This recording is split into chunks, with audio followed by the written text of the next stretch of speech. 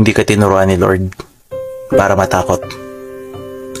Hindi niya binigay ang pagsubok na yan para takbuhan or sukuan mo lang.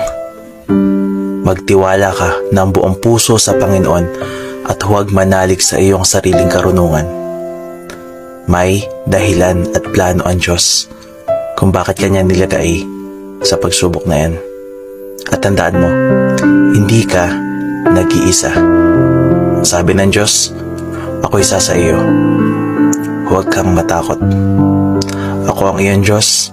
Hindi ka dapat mangamba. Palalakasin kita at tutulungan, iingatan